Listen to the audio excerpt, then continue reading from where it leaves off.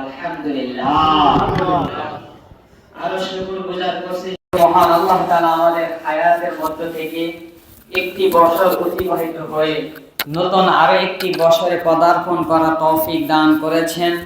মহান রবের দরবারে আমরা আশাবাদী বিগত বছরগুলো যেমনভাবে কেটেছে আগামীর বছরগুলো যাতে আরো সুন্দর শান্ত এবং তার ইবাদত গুজারের মধ্যে কাটেন সেই উদ্দেশ্যে বছরের প্রথম জুমায় আমাদেরকে আগেই মসজিদে আসা তৌফিক দান করেছেন।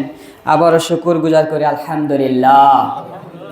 পেয়ারা হাজিরিন, আজকে রজব মাসের 12 তারিখ 1447 হিজরি, পৌষ মাসের 18 তারিখ 1432 বাংলা, জানুয়ারি মাসের 2 তারিখ 2026 ইংরেজি।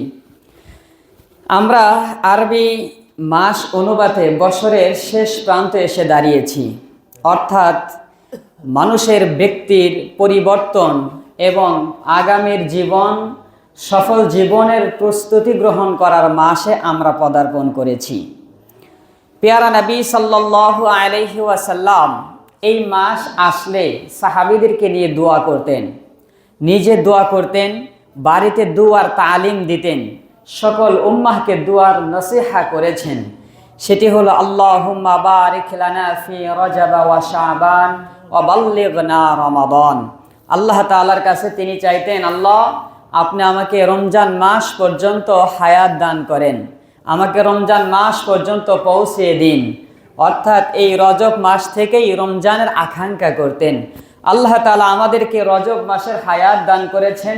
আল্লাহ তাআলার কাছে আমরা প্রতিটি নামাজে প্রতিটি সময়ে মাহে রমজানের সেই পবিত্রতা, মুহররম সেই সম্মানিত মাস পর্যন্ত হায়াত যত আমরা পাই, আল্লাহ তাআলা আমাদের প্রত্যেককেই সেই মাহে রমজানের পবিত্রতা হাসিল করার লক্ষ্যে, মুত্তাকি হওয়ার লক্ষ্যে রমজান পর্যন্ত হায়াতে তয়্যিবা দান করুন, সকলে বলে আমিন। আজকে আমরা আলোচনা করব জীবন পরিবর্তনের প্রস্তুতি। আল্লাহ তাআলা পৃথিবী সৃষ্টিকাল থেকেই এইভাবে ধারাবাহিকভাবে দিন, মাস, বছর গণনা করেছেন তার সুনির্দিষ্ট। গত জুমা আমরা আলোচনা করেছি ইংরেজি নববর্ষ সম্পর্কে, যে ইংরেজি নববর্ষের এবং ক্যালেন্ডার সম্পর্কে আলোচনা করেছিলাম। ইংরেজি এই 12টি মাস প্রথমে 10 মাসে ছিল, এর পরবর্তীতে 304 দিনে বছর ছিল, পরবর্তীতে জুলিয়াস সেটাকে সংস্কার করে 365 দিনে গ্রেগরিয়ান ক্যালেন্ডার আবিষ্কার করেছে। কিন্তু আল্লাহ রব্বুল আলামিন এই মাসগুলো 12 মাসেই একটি বছর হবে। পেয়ারা নবী সাল্লাল্লাহু আলাইহি ওয়াসাল্লামের আগমনের সূচনাকাল থেকে, পৃথিবীর সূচনাকাল থেকেই 12 মাসে বছর হবে, সেটা আল্লাহ তাআলা নির্ধারণ করেছেন। সুবহানাল্লাহ। যারই কারণে আমাদের চাঁদের হিসাবই হলো মূল হিসাব। চাঁদের হিসাবেই হলো সমস্ত মানুষের ইবাদত বন্দগি যা কিছু আছে সব কিছু নির্ভর করে চাঁদের হিসাবের উপরে। আল্লাহ তাআলা আমাদের এই মাসগুলো ভিতরে সৃষ্টি করার পর থেকে আমাদের পর্যন্ত এই মাসের ভিতরে বহু রদ বদল হয়েছে। এই আরবি মাস নিয়ে বহু কিছু হয়েছে, ঘটেছে, কেউ কমিয়েছে, কেউ বাড়াইছেন, কেউ মাসের তারতিব রক্ষা করেন নাই। নিজেদের সুবিধা মোতাবেক যখন আরবের মানুষেরা এই মাসগুলোকে ব্যবহার করতেছিলেন, আল্লাহ তাআলা তখন আমাদের পেয়ারা নবী সাল্লাল্লাহু আলাইহি ওয়াসাল্লামের গোটা পৃথিবীর মানুষকে সতর্ক স্বরূপ জানিয়ে দিলেন, ইন্না ইদ্দাতাশ শুহুরি ইনদাল্লাহি 12 শাহরান ফি কিতাবিল্লাহ ইয়াওমা খালাকাস সামাওয়াতি ওয়াল আরদা মিনহা আরবাআতুন হুরুম। গণনা করার ক্ষেত্রে, মাসের ক্ষেত্রে 12টি মাসে একটি বছর হবে। ইয়াওমা খালাকাস সামাওয়াতি ওয়াল আরদা, পৃথিবী যখন থেকে সৃষ্টি করেছেন, আসমান জমিন সৃষ্টির সূচনাকাল থেকেই মহান আল্লাহ তাআলা এই 12টি মাসে তোমাদের জন্য বছর নির্ধারণ করে দিয়েছেন। এই 12টি মাসের মধ্যে আরবাআতুন হুরুম, 4টি মাস রয়েছে তোমাদের জন্য মুহররম অর্থাৎ সম্মানিত। হুরুম শব্দের অর্থ সম্মানিত একটি অর্থ আছে। এই 12টি মাসের মধ্যে 4টি মাস সম্মানিত মাস। এই 4 মাসে কিছু করণীয় আছে। এই 4টি মাস আল্লাহ তাআলা নির্ধারণ করে দিয়েছেন। এই 4 মাসের ব্যাপারে মক্কার বিভিন্ন গোত্র ছিলেন, মুজার গোত্র ছিলেন, আরও কিছু গোত্র ছিলেন, তারা এই রজব মুহররম, জিলকাদ, জিলহজ, এই 4টি মাস নির্দিষ্টভাবে গণনা করতেন। আবার কোনো কোনো গোত্র নিজেদের সুবিধা মোতাবেক গণনা করতেন। এই 4 মাসে করণীয় হলো, আল্লাহ তাআলা আমাদেরকে কিছু কাজ করণীয় এবং কিছু কাজ বর্জনীয় করেছেন। ইসলামের সূচনা কালেও মহান আল্লাহর সেই বিশাল দ্বীনের একটি রোকনের হিসেবেই জিহাদ ফি সাবিলিল্লাহ এই বিধান এই 4 মাসের মধ্যে বন্ধ ছিল। কিন্তু মক্কার মানুষেরা যখন নিজেদের সুবিধা মোতাবেক এই মাসগুলোকে ব্যবহার করা ধরল, তারা মনে করতে লাগলো যে এই মাসে আমাদের সৈন্য সেনাপতিগুলো প্রস্তুতি নাই, সুতরাং তখন তারা বলতো এই মাস মুহররম মাস, কিংবা এই মাস রজব মাস, এটা জিলকাদ মাস, এইভাবে বলে বলে মুসলমানদেরকে দামিয়ে রাখতেন। আর তখন যারা নিজেদের যখন আবার সুবিধা হতো তখন এই মাসগুলো মানত না, তখন তারা চড়াও হয়ে মুসলমানদের উপর যুদ্ধ বিগ্রহ মারামারি কাটাকাটি করতে লাগলেন। এবং কেউ কেউ বলেছেন তারা এই মাসগুলোকে আটকে রাখতেন এবং নিজেদের সুবিধা মোতাবেক বলতেন এটা সফর মাস। মানে আমি একদিন আলোচনা করছিলাম প্রত্যেকটা মাসের ব্যাপারে। এই সফর মাস এর পরবর্তী মাসগুলোতে তারা কি করতেন, বিভিন্ন জায়গাতে লুটপাট মারামারি কাটাকাটি দলবদ্ধভাবে নিজেদের এলাকা থেকে তারা বাইরে যেতেন। এটা তারা নিজেদের সুবিধা ভোগ মোতাবেক আরবি মাসগুলো যখনই ব্যবহার করা ধরছে তখনই আল্লাহ তাআলা নির্দিষ্ট করে দিয়েছেন 4টি মাস হলো হারাম, এই 4 মাস তোমাদের জন্য পবিত্র রক্ষা করা, 4 মাসের সম্মান রক্ষা করা মহান আল্লাহ তাআলা নির্দিষ্ট করে দিলেন। এই 4টি মাস, এক মাস হলো রজব, জিলকাদ, জিলহজ আর মুহররম। এই 4 মাস আমাদের জন্য সম্মানিত মাস। আল্লাহ তাআলা বলেন যালিকাদ দীনুল কাইয়্যুম, এটাই তোমাদের দিন।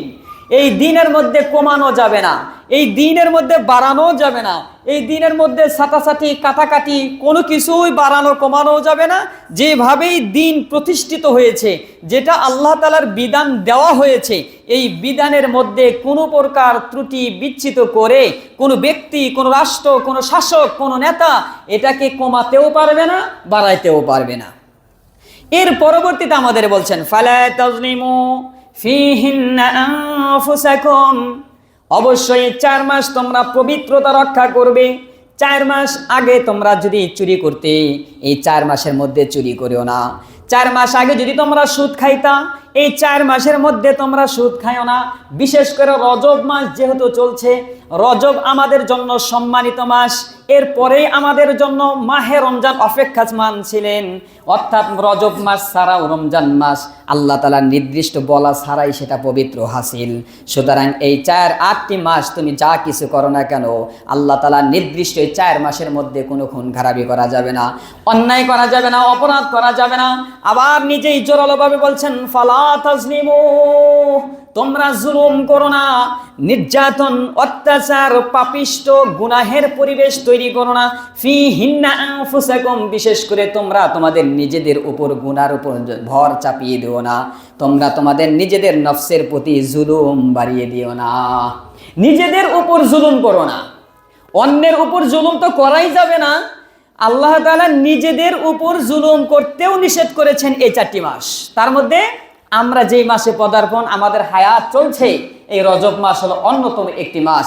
সুতরাং এই রজব মাসে নিজেদের নফসের উপর, নিজের আত্মার উপর, নিজের দেহের উপর, নিজের শরীরের উপরেও যাতে কোনো বান্দা জুলুম না করে, এটা আল্লাহ তাআলা নির্দিষ্টভাবেই তিনি বললেন। নির্দিষ্ট আমাদের উপর জুলুম করার অর্থ কি, নিজের উপর জুলুম করার অর্থ কি? নফসের উপর জুলুম করার অর্থ হলো যেই কাজ আল্লাহ তাআলা নিষেধ করেছেন ওই কাজ নফসের উপর চাপিয়ে দেওয়াই হলো নিজের নফসের উপর জুলুম করা।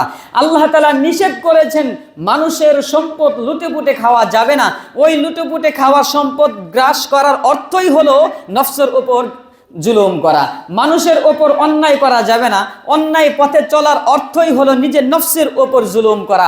মিথ্যা বলা যাবে না, গুনাহ করা যাবে না, গুনাহের পরিবেশ তৈরি করা যাবে না, এগুলো সব হলো মানুষের নিজের নফসের ওপর জুলুম করা। প্যারা নবী সাল্লাল্লাহু আলাইহি ওয়াসাল্লামের হাদিস থেকে ইবনে কাসির রাহিমাহুল্লাহ এই আয়াতের ব্যাখ্যা করেছেন যে মুহররম, রজব, জিলকাদ, জিলহজ মাস যে পবিত্র মাস, এটা ইবনে কাসির রাহিমাহুল্লাহ নিজে বলছেন এবং আমল সম্পর্কে বলছেন। ইন্নাজ জামানা ক্বাদ ইস্তাদারা কাহাইয়াতি ইয়ামা খালাকাস সামাওয়াতি ওয়াল আরদা তাকদীরুম মিনহু সালাতুল্লাহ ওয়া সালামুহু আলাইহি ওয়া তাসবীতুল লিল আমরি আলা মা জাআলাহু আল্লাহু তাআলা ফি আউওয়ালিল আমরি মিন গায়রি তাকদীমিল ওয়ালা তাখির। আল্লাহ নবী সাল্লাল্লাহু আলাইহি ওয়াসাল্লামের ভাষ্য থেকে তাফসীর ইবনে কাসির রাহিমাহুল্লাহ উনি বলছেন, এই পৃথিবীর সূচনাকাল থেকেই এই মাসগুলো নির্দিষ্টভাবে আল্লাহ তাআলা তোমাদের উপর দিয়েছেন, যেইগুলো বিষয়ে আল্লাহ তাআলা শুরু থেকেই যেই কথা নির্দেশ দিয়েছেন শেষ পর্যন্ত এটার উপরে ওই কথাই থাকবে। ওয়ালা জিয়াদাতু, এবং এর মধ্যে বাড়াবাড়ি, ওয়া নাকসিন ওয়ালা নাসিয়া ওয়ালা তাবদীলা, এর ভিতরে পরিবর্তন করা, এর ভিতরে ছাটাছাটি করা, কাটাকাটি করা সম্পূর্ণভাবেই আল্লাহ তাআলা নিষেধ করলেন। এবং নিজের প্রতি নফসের কথা, ফালা তাজলিমুনা ফিহিন্না আনফুসাকুম, আল্লাহ তাআলা এই আয়াতের ব্যাখ্যা ইবনে কাসির রাহিমাহুল্লাহ উনি বলছেন যে নিজের উপর নফস করা এটা তো মারাত্মক গুনাহ, এবং সমাজের ভিতরে নফস জুলুম করা এটাও একটি গুনাহ। এর পরেও কিছু কিছু জায়গা আছে যেগুলো জায়গার ভিতরে গুনাহের পরিবেশ তৈরি করা আরো মারাত্মক গুনাহ। যেমন মাসের মধ্যে হারাম মাস হলো এই 4টি মাস, জমিনের মধ্যেও হারাম পবিত্র জায়গা হলো হজ্জে কাবার যে হেরাম, ওই বাইতুল্লাহ চত্বরের মধ্যে যে হেরেম শরীফটুকু আছে সেটা হলো পৃথিবীর জমির সবচাইতে শ্রেষ্ঠ জায়গা। ওই জায়গার ভিতরে গুনাহের পরিবেশ তৈরি করা, ওই জায়গার ভিতরে গুনাহ করা এটা মারাত্মক ধরনের গুনাহ। আসুন আমরা সেই ব্যাখ্যার দিকে যাচ্ছি। তিনি বলছেন, কামা ক্বালা ফি তাহরিমিল মক্কা, মক্কা তোমাদের জন্য নির্দিষ্ট একটি জায়গা, অর্থাৎ এই জায়গাটা তোমাদের জন্য হারাম করে দেওয়া হয়েছে, সম্মানিত করা দেওয়া হয়েছে। ইন্না হাযাল বালাদা হারামাহুল্লাহ, প্রিয় নবী সাল্লাল্লাহু আলাইহি ওয়াসাল্লাম মক্কার চত্বরে তিনি তার উম্মতদেরকে ভাষণ দিতেছিলেন, বক্তব্য দিতেছিলেন। হাযাল বালাদা হারামাল্লাহ, আল্লাহ তাআলা তোমাদের জন্য এই শহরকে নিরাপদ করে দিয়েছেন, সম্মানিত করে দিয়েছেন। খালাকাস সামাওয়াতি ওয়াল আরদা ফাহুয়া হারামুন বিহুরমাতিল্লাহি ইলা ইয়াউমিল কিয়ামাহ, কিয়ামত পর্যন্ত এই মক্কার এই পৃথিবীর এই ভূখণ্ডের মধ্যে সবচাইতে সম্মানিত জায়গা, যেই জায়গার ভিতরে একজন আরেকজনের প্রতি রক্তপাত করা হারাম, যেই জায়গার ভিতরে একজনের মাল আরেকজনকে নেওয়া হারাম, একটি প্রাণী পর্যন্ত সেখানে মারা হারাম। সুতরাং একজনের জন্য আরেকজনের নফস যেরকম নিরাপদ, এই মক্কার এই ভূখণ্ডের এই হারাম শরীফের এই জায়গাটুকু কিয়ামত পর্যন্ত নিরাপদ থাকবে। সুতরাং ফালা তাজলিমুনা ফিহিন্না আনফুসাকুম, তোমরা তোমাদের নিজেদের নফসের উপর জুলুম করো না, তোমরা তোমাদের নিজেদের সমাজে জুলুম করো না, তোমরা তোমাদের নিজেদের রাষ্ট্রের ভিতরে জুলুম করো না। আল্লাহ তাআলা নির্দিষ্টভাবেই আমাদেরকে আগে নসিহত করলেন, যাতে করে আমরা এই রজব মাস, এই মুহররম মাস, জিলকাদ মাস, জিলহজ মাস, এই 4 মাসের অন্যতম একটি মাস এই রজব মাসে পরিবর্তন হতে পারি। এই রজব মাসে আমরা আমাদের ব্যক্তি জীবনের সফলতা অর্জন করতে পারি। আল্লাহ তাআলা এই রজব মাসে আমাদের গুনাহ থেকে নিজে বাঁচতে বলেন। এর পরবর্তীতে পেয়ারা নবী সাল্লাল্লাহু আলাইহি ওয়াসাল্লামের মাধ্যমে ওই যে মক্কার মানুষেরা নিজেদের মন গড়া মাস গণনা করতেন, নিজেদের সুবিধা মোতাবেক চড়াও হতেন, সুবিধা মোতাবেক যুদ্ধ বিরতি দিতেন, সুবিধা মোতাবেক তারা যুদ্ধ করতেন। আল্লাহ তাআলা বলেন, অকাতিলুল মুশরিকিনা কাফা কামা ইউকাতিলুনাকুম কাফা, যদি এই মাসগুলোকে সুবিধা ভোগ করে করে তোমাদের উপর জুলুম করতে চায়, নির্যাতন করতে চায়, তাহলে তোমরাও তাদের উপর চড়াও হও, তোমাদের প্রতি তারা যেমনভাবে চড়াও হয়েছে। এর পরবর্তী আয়াতে বলেন, ইন্নামান নাসিউ জিয়াদাতুন ফিল কুফরি ইউদাল্লু বিহিল্লাযীনা কাফারু ইউহিল্লুনাহু আমান ওয়া ইউহাররিমুনাহু, এই যে এই মাসগুলো তারা নিজেদের মোতাবেক হালাল হারাম, যেটা হালাল সুবিধা মোতাবেক বলতেন এই মাস হারাম, যেটা হারাম ওটা সুবিধা মোতাবেক বলতেন হালাল।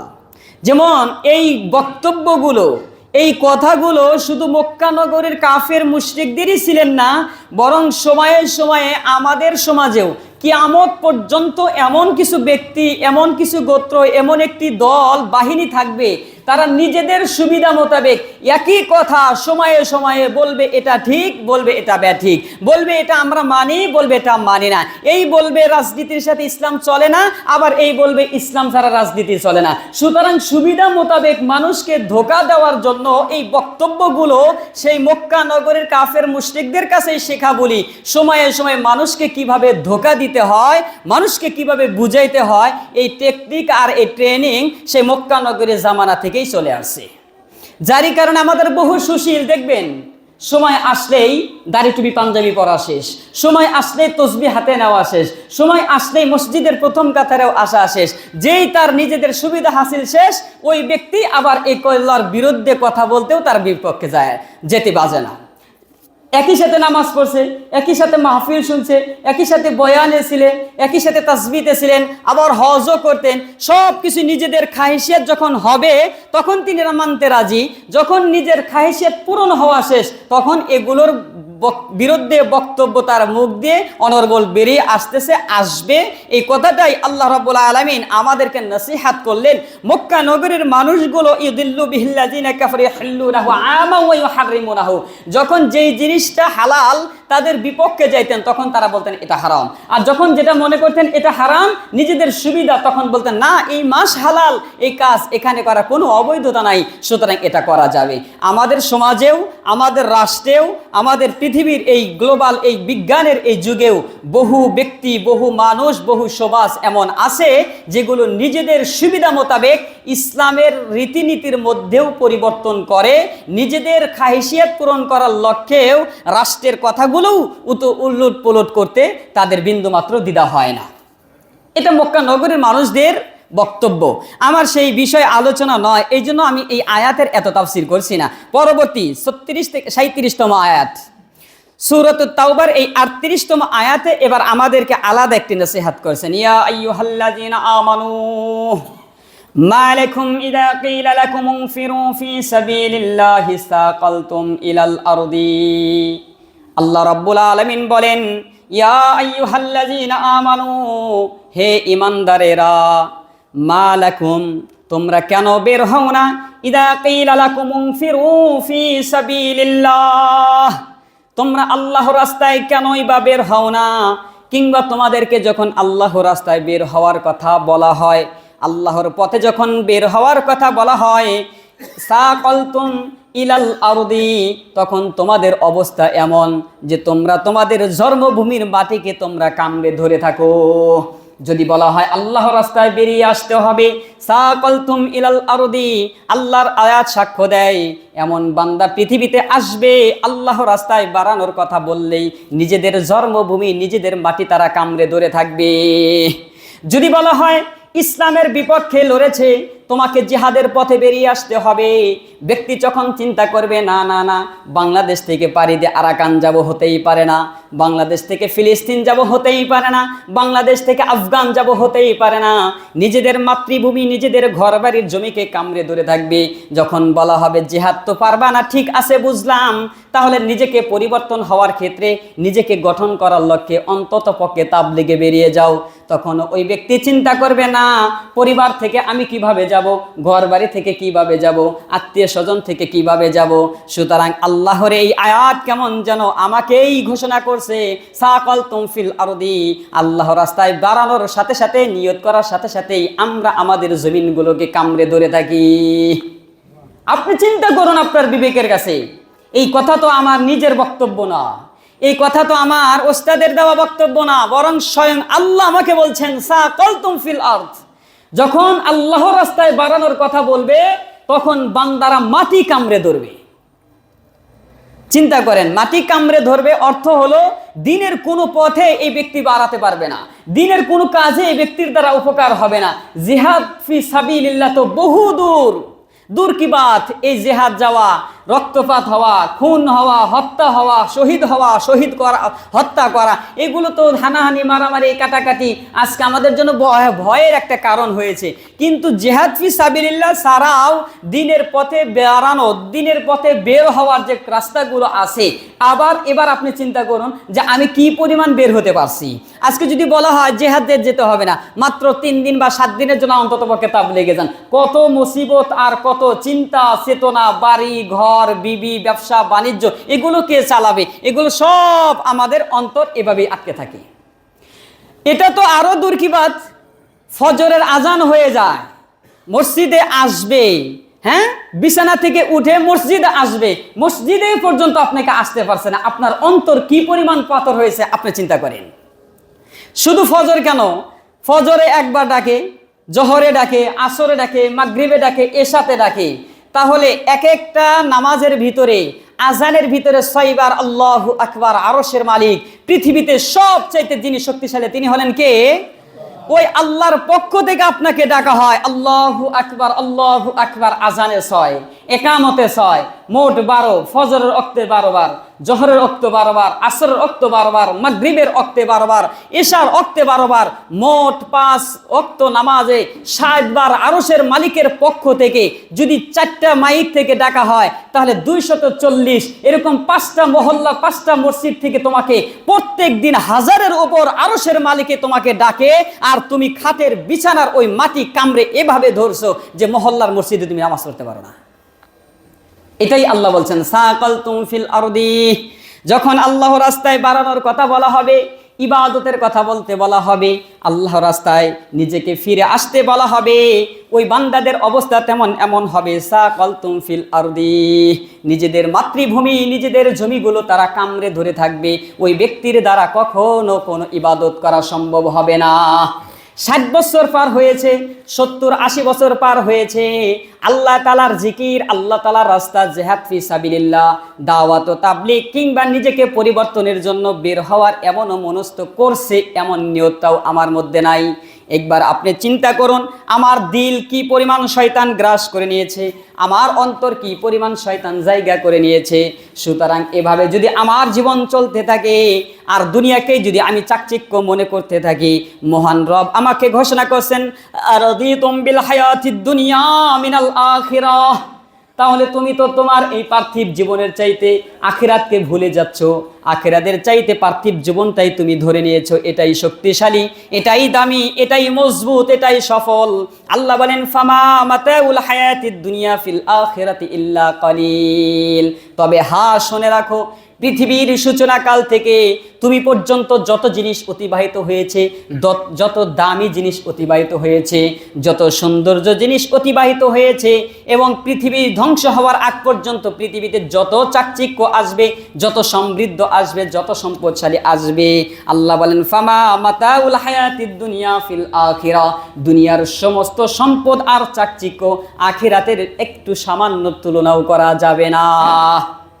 আখিরাতের কোন একটা জিনিস, পরকালের কোন একটা জিনিস, সামান্যতম একটি মাছির দানাও যদি আখিরাতের হয়, জান্নাতের হয়, সেই পৃথিবীর সূচনাকাল থেকে নিয়ে আজ পর্যন্ত যত দামি জিনিস পৃথিবীতে আবিষ্কৃত হয়েছে, আর কিয়ামত পর্যন্ত যত দামি জিনিস আবিষ্কৃত হবে, এই সমস্ত কিছু এক পাল্লায় তুলে যদি কোনো বান্দা জান্নাতের একটা মাছির পাখার সাথে তুলনা করতে চায়, তবে ওই মাছির পাখার চাইতেও দুনিয়া তুচ্ছ মনে হবে। এত বড় জান্নাত, এত দামি আখিরাত, এত দামি আল্লাহর সেই দিনগুলো, কিন্তু আপনি তো এই দুনিয়ার মোহে পড়েই ভুলে যাচ্ছি। মাত্র কি আমার পুঁজি, কি আমার পুঁজি হলো সর্বোচ্চ পর্যায়ে 50,000 টাকা দামের একটা চাকরি, আমার পুঁজি হলো কমপক্ষে সর্বোচ্চ 50 লাখ টাকার একটা ব্যবসা, আমার পুঁজি হলো কমপক্ষে একটা 5 তলা বাড়ি, 6 তলা বাড়ি। আমি এটাকেই পুঁজি করে মনে করছি এটাই আমার সফল জিন্দেগি। আমার তো মসজিদে যাওয়ার দরকার নাই, আমার তো তাবলীগে যাওয়ার দরকার নাই, আমার তো দাড়ি টুপি পরলে আল্লাহ রাস্তায় সময় দেওয়ার দরকার নাই, আমার তো সব কিছুই আছে, আমি তো ঠিকই 3 বেলা খাবার খাচ্ছি, আমি তো ঠিকই চিকিৎসার জন্য বিদেশে ভ্রমণ করতে পারছি, আমি তো সব কিছুই চলছি, আমার হালাল হারাম এগুলোও দেখার টাইম নাই। সুতরাং 5 তলা অট্টালিকা করছি, শান্তিতে ঘুমাইতে পারছি, এখন তুমি এটাকেই সফল জিন্দেগি মনে করছো। বান্দা, তুমি নিজে চিন্তা করো, আল্লাহ সবাইরই খাওয়ায়, তোমার মতো ইমানদারকেও খাওয়াবে, বেঈমানদেরকেও আল্লাহ খাওয়াইবে। তোমাকেও ঘুম পাড়াবে, রাস্তার কুকুরকেও ঘুম পাড়াবে। তোমাকেও সন্তান দেবে, বছরে বছরে একটা, রাস্তার কুকুরকে সন্তান দেয় বছরে বছরে 10টা। পার্থক্য কোন জায়গায়? পার্থক্য হলো আল্লাহ তাআলার সিজদা। আল্লাহ সবাইরে খাওয়াবে, সবাইরে পড়াবে, সবাইরে অট্টলিকা দিবে, সবাইরে অর্থ সম্পদের প্রাচুর্য দিবে, কিন্তু সিজদা দেওয়ার তকদির সবাইরে দিবে না। সিজদা দেওয়ার তকদির সবার হয় না। একই বিল্ডিংয়ে থাকে, দেখবেন ভাড়াটিয়া নামাজে আসে, বাড়িওয়ালা আসতে পারে না। একই গাড়িতে চলাফেরা করে, যাত্রী নামাজ পড়ে, ড্রাইভার পড়তে পারে না, কিংবা মালিকে নামাজ পড়ে না, ড্রাইভার নামাজ পড়ে। সুতরাং বুঝতে হবে বাড়িওয়ালার চাইতে ওই সিজদা দেনওয়ালা ভাড়াটিয়া আপনার চাইতে মর্যাদাবান। বুঝতে হবে ওই গাড়িওয়ালার চাইতে ড্রাইভার ভাড়াটিয়া, ওই ড্রাইভার আপনার চাইতে মর্যাদাবান, আপনার চাইতে দামি ব্যক্তি। কিন্তু আপনি মনে করছেন না, এটাই আমার সফল, এই জিন্দেগি তো আমার শেষ, সুতরাং আমার কাছে টাকা আছে, অর্থ আছে, সম্পদ আছে। কিন্তু আপনি আপনার ভিতরগতভাবে চিন্তা করে দেখুন, সব কিছুই দিয়েছেন আর সিজদা দিতে পারেন না। আমি তো মনে করি আপনি শান্তিতে হাসতেও পারেন না। কোটিপতিদের হাসি কিন্তু ফরমালিন হাসি, বুঝেন? এই হাসির মধ্যে কোনো কি পাওয়া যায় না, ন্যাচারাল পাওয়া যায় না, এটা ফরমালিন হাসি। কারণ কোটিপতির অবস্থা ভিতরগত, আল্লাহ তাআলা এত ভিতরে গতে এত অশান্তি দিয়ে রাখে, বউয়ের কথা বন্ধুকে শেয়ার করতে পারে না, সন্তানের কথা আরেক বন্ধুকে শেয়ার করতে পারে না। এমন এমন অশান্তি তার অন্তরের ভিতরে দিয়ে রাখে। আর শুধু শুধু মুখে মুখে আপনাদের সাথে হাসলেও এটা ফরমালিন হাসি, কারণ তার অর্থ সম্পদ প্রাচুর্য সবই দিয়েছে, যেহেতু সিজদা দেওয়ার জন্য তৌফিক দেয় নাই। বুঝতে হবে যে ব্যক্তিগুলো সিজদা দিতে পারে না, ওরা পৃথিবী জমিনের সবচেয়ে নাফরমান, ওদের হাসিগুলোও সব ফরমালিন হাসি। এটা ন্যাচারাল হাসি না, এটা ন্যাচারাল সুখ নয়, এটা হলো ফরমালিন সুখ, ফরমালিন হাসি। এর যারই কারণে দেখবেন যারা সিজদা দেয় তাদের প্রত্যেকটা জিনিসই বারাকা। ওয়ালাউ আন্না আহলাল কুরআ আমানু ওয়াত্তাকাউ লাফাতাহনা আলাইহিম বারাকাতিম মিনাস সামাহ। অর্থাৎ যারা ঈমান আনবে, তাকওয়া অবলম্বন করবে, আল্লাহ রাস্তায় চলবে, আল্লাহ তাআলা তাদের বরকত দান করে। আপনি 12,000 টাকা স্যালারি, 10,000 টাকা স্যালারি, এই বেতনে চাকরি করে যে মুসাম নিয়ে যে পোশাক পরে ঘোরাফেরা করবেন, দেখবেন আপনি যেই বাড়িতে আছেন ওই বাড়িওয়ালা ওই মৌসুমে ঘুরতে পারে না, কারণ বরকত নাই। আপনি জ্বর আসলে, আপনার অসুস্থ হলে শুধুমাত্র ফার্মেসি থেকে 50 থেকে 60 টাকার ওষুধ খাইলেই চলে। আর যে ব্যক্তি হারাম উপার্জন করছে, বরকত তো থাকেই না। ওর একটা জ্বর আসলেই দিল্লি ছাড়া আর আমেরিকা ছাড়া আর সুইজারল্যান্ড আর থাইল্যান্ড ছাড়া জ্বর ভালো হয় না, কারণ হারামের টাকা বের হবে এইভাবে। এই জন্য বারাকাতুম মিনাস সামা, আসমান থেকে বরকত তখনই আসবে যখন আপনি আল্লাহর তাকওয়া, আপনার পথে পরিপূর্ণ বেরে হতে পারবেন। দুনিয়ার সমস্ত সাকালতুম ফিল আরদি, জমিনের এই আকড়ে থেকে যখন উঠতে পারবেন, আল্লাহ তাআলা তখন আপনাকে সব দিকেই বরকত দিবে। শুধু বরকত দিবে না, বান্দা যখন সিজদা দিবে, বড় আকাবিরিনরা বলেছেন, মুহাদ্দিসিনে কেরাম এবং আমাদের অনেক ফুকাহায়ে কেরাম বলছেন, বান্দা যখন সিজদা দেয় তখন আল্লাহ তাআলা বান্দার কুদরতি, বান্দার হাতে, বান্দার পিঠের উপর আল্লাহর কুদরতি হাত বোলায়া বোলায়া বোলায়া বোলায়া বলেন, ইরফা রাসা, দাঁড়াও এবং কি করো, মাথা উঠাও, আমার কাছে কিছু চাও। বান্দা তখন বলেন আত্তাহিয়াতু লিল্লাহ, আত্তাহিয়াতু লিল্লাহি ওয়াস সালাওয়াতু। আল্লাহ কুদরতি হাত দিয়ে তার পিঠে বোলায় আর বলে, ইরফা রাসাহু, মাথা উঠা, আমার কাছে চা। বান্দা কেমন যেন সিজদা থেকে উঠে বলে আত্তাহিয়াতু লিল্লাহি ওয়াস সালাওয়াত। আল্লাহ বলেন, হ্যাঁ আমি খুশি, আমার প্রশংসা করেছো, এতে আমি খুশি, এবার কি বল। বান্দা আবার বলে আল্লাহুম্মা সাল্লি আলা মুহাম্মাদ ওয়া আলা আলি মুহাম্মাদিন কামা সাল্লাইতা আলা ইব্রাহিম। আল্লাহ বলে, বুঝলাম, আমার বন্ধুর প্রশংসা করছো, আমার বন্ধুর দরুদ পড়ছো, আমি সন্তুষ্ট, আমি খুশি। এরপর কি বান্দা কেমন যেন বলে, আল্লাহুম্মা ইন্নী যালামতু নাফসি যুলমান কাসীরা। আল্লাহ, হায়াতের জিন্দেগিতে নফসের ধোকায় পড়ে জীবনে যত গুনাহ করেছি সমস্ত গুনাহগুলো তুমি মাফ করে দাও। আল্লাহ তাআলা বলেন, যেই বান্দা সিজদা দেয় আমি আল্লাহ তার সমস্ত গুনাহগুলো আল্লাহ ওই সিজদার মাধ্যমে মাফ করে দেয়। সুতরাং সিজদাই যার কপালে হয় না, ওই ব্যক্তির মাফের তাকবীর হবে কিভাবে? এজন্য এই যে আমি বান্দা তাহিয়াত পড়লেন, দরুদ পড়লেন, আল্লাহর কাছে দৌবা করলেন, সালামটা ফিরানোর সাথে সাথে বান্দা কেমন যেন বলে আল্লাহু আকবার। এরপর আমরা আস্তাগফিরুল্লাহ বলি, তাই বলি না? আল্লাহু আকবার অর্থই হলো, হে দুনিয়ার মানুষ, শুনে রাখো, আল্লাহ অনেক বড়। আমি আল্লাহর প্রশংসা করছি, নবীর দরুদ পড়ছি, আর তার কাছে সুন্দর মতো দোয়া চাইছি, মাফ চাইছি, আল্লাহ আমার সমস্ত গুনাহ মাফ করে দিয়েছে।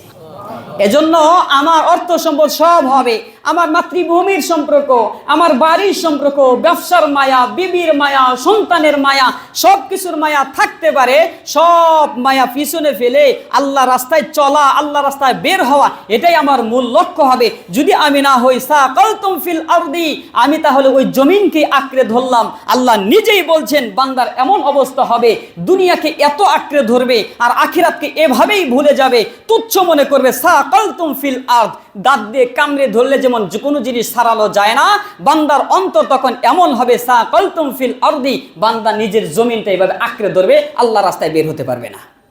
এজন্য আমরা আমাদের দুনিয়ার যা কিছু আছে এগুলোর মায়া ত্যাগ করে, এগুলোর মোহ ত্যাগ করে, এগুলোর সম্পর্ক ছিন্ন করে, সকল সম্পর্ক, সকল মায়ার ওপর যাকে আমরা স্থান দিব, যার ভালোবাসা অন্তরে রাখবো, তিনি হলেন কে?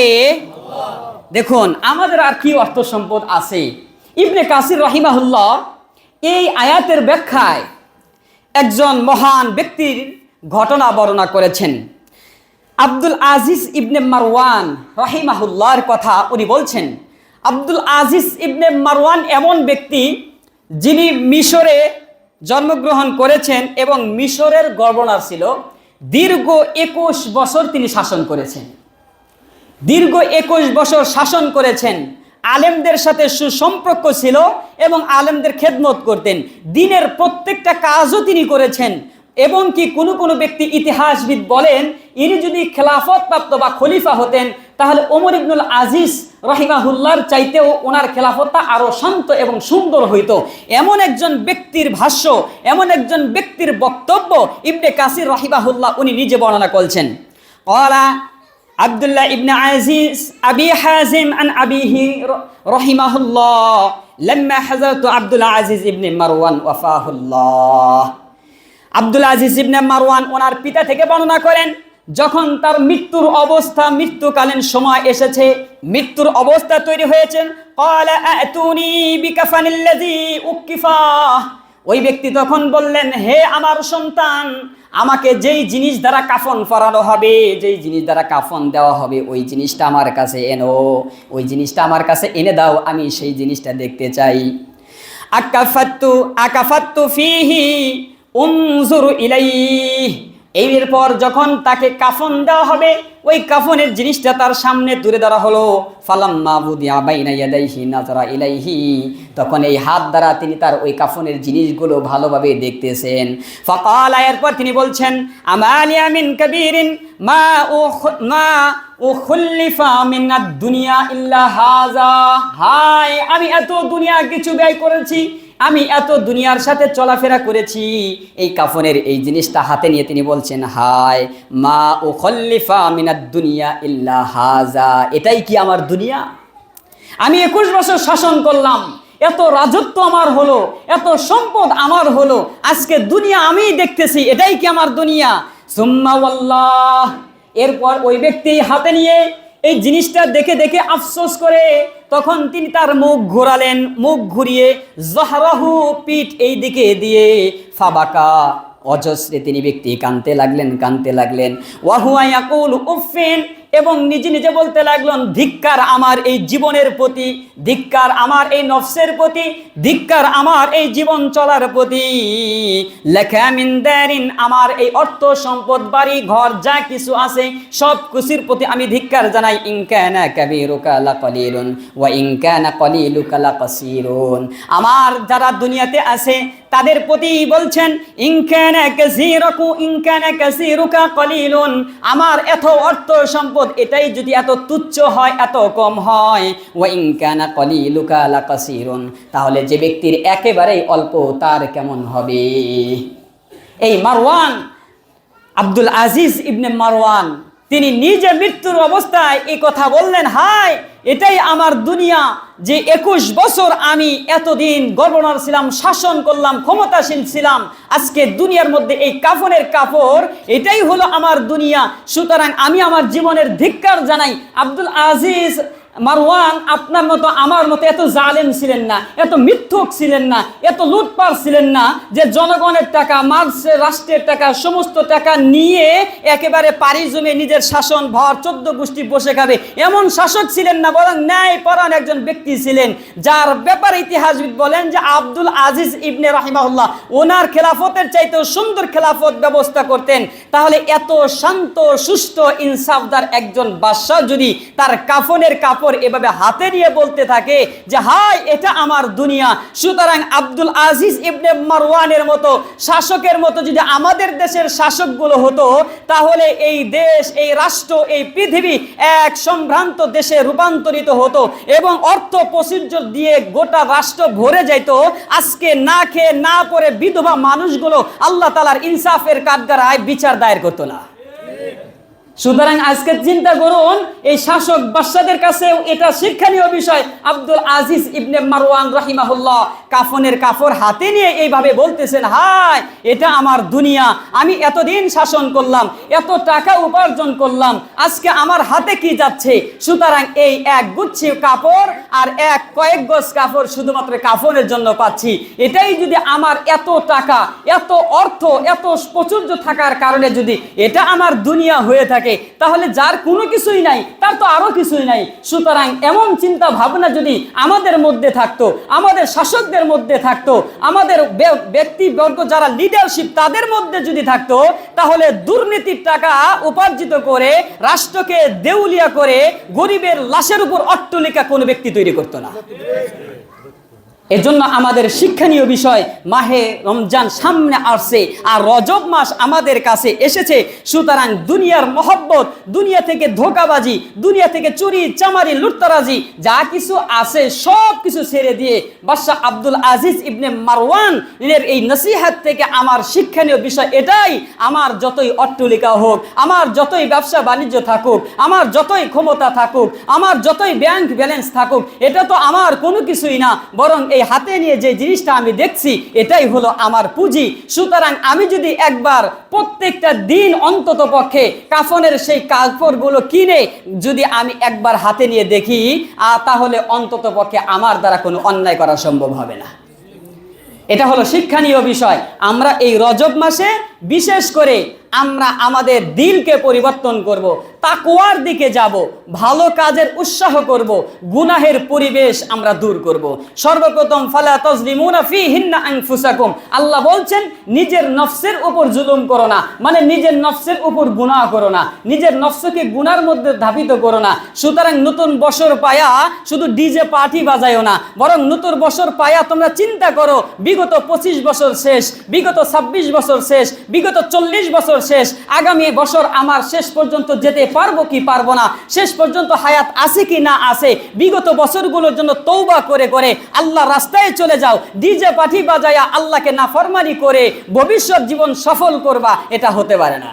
এই জন্য আমরা আমাদের জীবন পরিবর্তন করতে চাই, আমরা আমাদের জন্য নসিহাত করতে চাই। যদি এমনটা না হয় আল্লাহ তাআলা আমাদের জন্য ভালোভাবেই ধরবেন, সে কথাটাও পরবর্তী 39তম আয়াতে আল্লাহ তাআলা বলছেন যে যারা নিজেদের অর্থ সম্পদ প্রাচুর্যের কারণে সাকালতুম ফিল আরদি, জমিনকে আঁকড়ে ধরছো, মনে করছো এই ঘর থেকে বের না হলে আমি মরবো না, এই ঘর থেকে পরিত্যাগ না করলে আমাকে কেউ নিতে পারবে না, এই বাংলাদেশ থেকে হিজরত না করলে আমি শহীদ হব না, মরবও না। সুতরাং এই ঘর, এই রাষ্ট্র এতটুকুই আমার সীমাবদ্ধ, যদি এখান থেকে ত্যাগ না করি কেউ তো ক্ষতি করতে পারবে না। আল্লাহ তাআলা নিজেই বলেন ইল্লা তানফিরু ইউআযযিবুকুম আযাবান আলীমা, আল্লাহ তাআলা নিজেই বলছেন ইল্লা তানফিরু ইউআযযিবুকুম আযাবান আলীমা, তবে তোমরা যদি আল্লাহর রাস্তায় বের হতে নিজেকে কুক্ষিগত করো, নিজেদেরকে আঁকড়ে ধরে রাখো, ইল্লা তোমরা ভালো করে শুনে রাখো, ইনফিরু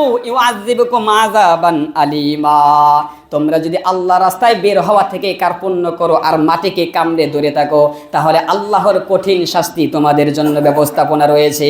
ওয়ায়াস্তাবদিল কওমান গায়রাকুম, তুমি হয়তো ভাবতে পারো আমি সিজদা না দিলে কি হবে, আমি আল্লাহর গোলামি না করলে কি হবে, আমি আল্লাহর রাস্তায় বের না হলে কি হবে, আমি আমার এই মসজিদ মাদ্রাসা না চালাইলে কি হবে, আমি এই সমাজ শান্তভাবে সুষ্ঠুভাবে না চালাইলে কি হবে? সুতরাং আমার দ্বারাই তো এটা চলছে, এই সমাজ আমার দ্বারাই চলছে, রাষ্ট্র আমার দ্বারাই চলছে, ব্যবসা আমার দ্বারাই চলছে, পরিবার আমার দ্বারাই চলছে, মাদ্রাসা আমার দ্বারাই চলছে, মসজিদ আমার দ্বারাই চলছে, এমন যদি ভিতরে ভিতরে রাখো, আল্লাহ বলেন ওয়াস্তাবদিল কওমান গায়রাকুম, এই তোমাদের মতো এই কওমকে পরিবর্তন করে আল্লাহ তাআলা নতুন কোন জাতি পদার্পণ করবেন, প্রেরণ করবে। আমার আপনার অহংকারের কোনো কিছুই নাই। সুতরাং আমি যদি আল্লাহর কাজ না করতে পারি, আল্লাহর রাস্তায় বের হতে না পারি, এক নম্বর হলো আল্লাহর আযাব আমাকে গ্রাস করবে, আল্লাহর শাস্তি আমাকে গ্রাস করবে। শাস্তি যদি চাক্ষুষ না পান, তাহলে বুঝতে হবে আল্লাহর ভিতরগত আমাকে শাস্তি দিচ্ছে। যেই শাস্তির কথা, যে অশান্তির কথা, যেই জ্বালা যন্ত্রণার কথা আমি আমার বন্ধুকেও শেয়ার করতে পারি না। মনে রাখবেন, এটা সবচেয়ে বড় শাস্তি। কথা বুঝছেন এবার বিষয়টা? অনেকের পারিবারিক অনেক বিষয় আছে, কাউকে শেয়ার করার মতো না। অনেকের নিজের ভিতরেই অনেক অশান্তি আছে, কাউকে বলতে পারছেন না। মনে রাখবেন, এটা আপনার জন্য শাস্তি, এটা দুনিয়ার শাস্তি। জিকিরে আল্লাহ রাস্তায় বেরিয়ে যান, এই শাস্তি দূর হয়ে যাবে, অশান্তি দূর হয়ে যাবে, শান্তিময় প্রশান্তি একটি দিল দেবে। আর যদি এটাও মনে না করেন যে না আমার এগুলো কি করার আছে, সব তো আমার দ্বারাই হচ্ছে, আমাদের দ্বারা হচ্ছে, সুতরাং তাহলে আল্লাহ বলবেন ওয়াস্তাবদিল কওমান গায়রাকুম। যেমন কেউ কেউ মনে করেছিল 2041 সাল পর্যন্ত কেউ আমাদের হটাতে পারবে না, কেউ আমাদের সরাইতে পারবে না, এরকম দাপটের সাথে বলেছিল। আল্লাহ তাআলা দেখাইয়া দিয়েছেন, আরে ওয়াস্তাবদিল কওমান গায়রাকুম, তোমার দ্বারা ক্ষতি হবে আর জাতি জুলুম হবে, হতে পারে না, এক সেকেন্ডও টিকতে পারবে না। সুতরাং আমি আপনি যা কিছুই করি না কেন, এটা কেবলমাত্র আল্লাহর রাস্তাই হতে হবে, আল্লাহর পথেই হতে হবে, আল্লাহকে খুশি করার লক্ষ্যেই উদ্দেশ্য হতে হবে।